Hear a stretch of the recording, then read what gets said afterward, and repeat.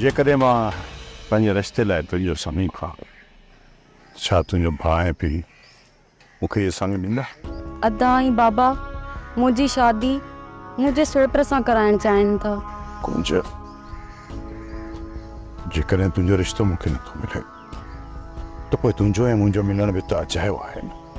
छा असांजे मिलण जे पोयां तुंहिंजो मक़सदु सिर्फ़ु शादी आहे? ॻाल्हि उहा न आहे, पर मूंखे ख़ौफ़ आहे त जेकॾहिं तूं ऐं मां ज़ाहिर थियासीं त उन ॾींहुं तूं मारी वेंदी। ऐं मां इहो नथो चाहियां त तूं मुंहिंजे करे मारी वञे। अलाह ई न कंदो त असां ॿिन्ही मां कंहिं हिक खे नुक़सानु पहुचे। काफ़ी देरि थी वई आहे, हाणे हलणु घुरिजे। वरी जॾहिं मिलण जो मौक़ो मिलियो न त मां तोखे फ़ोन करे ॿुधाए वेठंदसि। उन खां पहिरियां तुंहिंजे रिश्ते लाइ मां पंहिंजी माउ खे मोकिलींदुसि। अञा सब्र कर, मां अम्मा ऐं बाबा खे राज़ी कयां पोइ तोखे ॿुधाईंदसि। ठीकु आहे, तूं इहा कोशिशि बि करे वठ। चलो हाणे मां हलां थो।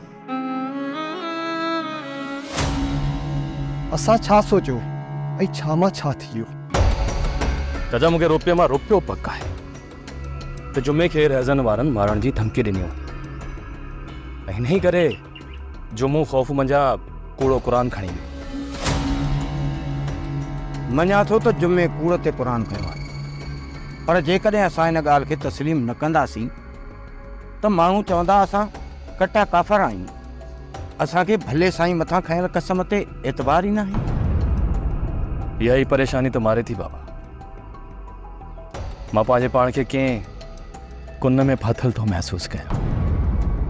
ईअं थो लॻे त मां कंहिं दलदल में फासी पियो आहियां। जीअं उन दलदल मां निकिरण जी कयां थो, ती